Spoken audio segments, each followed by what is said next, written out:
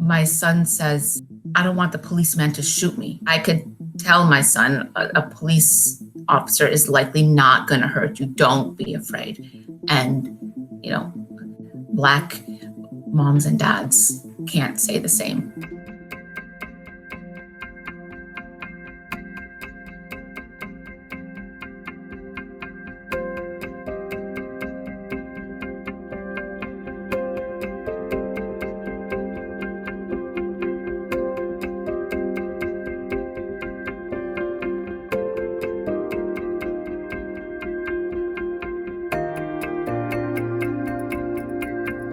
When Philando Castile was murdered, it was a hectic morning. I was getting ready, and I always have the news on. And I heard the news come on covering the what happened, the murder of Philando Castile. And my urge was to go turn it off because the kids were so young, and I didn't know if I wanted them to see that, but I didn't.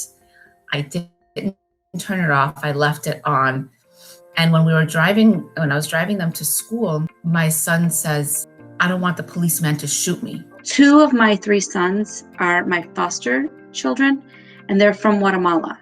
And so they have not been in this country for a long time. But when my foster kids, because they were bigger when I got them, the one was 16. He said to me one day, he got a job and he wanted to ride his bike to the job. And I said, oh, okay, yeah, just go ahead. And I'm sure there's a place that you can leave it in the back. And then he's like, yeah, but there's like a group of Black kids that come, and won't they try to steal it? I remember when she was about 5, we were watching the Rockettes, and she said, Mama, do you know what I recognize? And we were like, what? And we thought she was going to talk about, a costume or choreography or something like this. And she says, there's only one Black person on the stage. And we said, yeah, you're absolutely right. I was stunned there because how do I explain to them that not all police are bad? Don't be afraid of police, because sometimes I tell them, if you ever get separated from me, try to find, a person of authority, a policeman or something like that. So I said to him, if you think about it right now, there are people that are saying that people like you and I are bad, right? And is that true? Are you a bad person? He challenged me. He repeated it again. No, Mom, he's going to shoot me in the leg and I'm going to die. And I just kept repeated over again. No, that's not the way. These are just some police people that are doing bad things. And we're fighting against that. That's why we protest. And, by that time we got to school, and I'm hoping that he understood that. It was a good conversation because I was able to listen to him and educate him at the same time. And now, obviously very, very different the way that he sees things. But he had, prior to coming to this country, he had never even seen a white person before, right? And so it was hard for him to kind of adjust.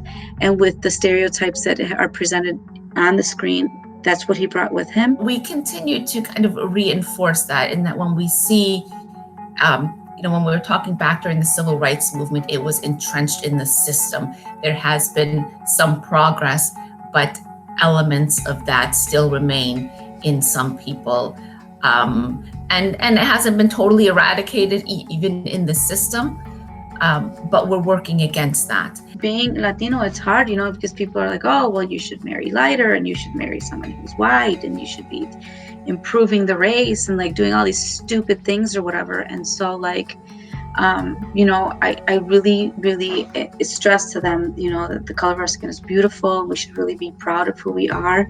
We can't judge based on someone's skin color. So I try to encourage curiosity in her, and to make sure that she thinks not just noticing, but why do you think that is, so that we can sort of always be talking about white supremacy and the system that has put those things in place, and why things like that end up happening. And we were, sitting down, and I said, well, you know what happens when somebody kneels and nobody listens, and then what happens when somebody prays, people still don't listen. Well, people get mad, right? And if you've been trying to have someone listen to you for a very, very long time, imagine yourself, right? If you're hungry and I don't feed you, Then 10 minutes later, you tell me, you're right. So eventually you're going to cry or you're going to yell, right? And this is their cry. They're crying. This is their way of crying. So we want Nora to understand what whiteness is, that it's a construct, that she needs to every day make herself and the world a little less comfortable with this and to distance herself from it. And the only way to do that is kind of to talk about it casually and to talk about it explicitly, but to surround our community and our friends and our conversations with language to give her the tools to have that conversation so that there's not a divide between her white identity and another of her peers' black or brown identity, that they would be in the same understanding. I think it's just being instilled from a young age that, differences are okay. And it's everybody's different. She's different. Mommy's different. Daddy's different. Her friends are different. And it's a good thing. It's nothing to be afraid of or to shun or, acceptance is everything. I want them to continue to learn, right? I don't want them to dominate, but I want them to have some basic fundamental knowledge of these things, because this is a long road for them to learn. And I'm not going to give it to them in one day because they're little,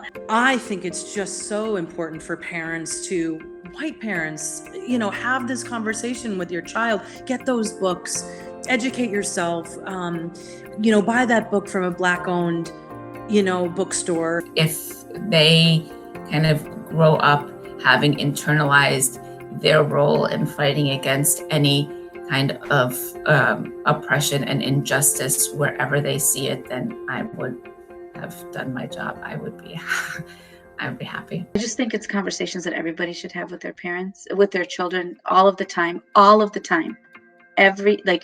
Every time you see systemic racism, every time you see anything like that, call it out. Call it for what it is so that they know, because we need to create a new generation of kids that are going to care about these issues, that are going to make changes for it. Like, we're going to lay the bricks down, right? But they need to come on and actually pave the road to do that. And so we're not going to do it by ignoring it.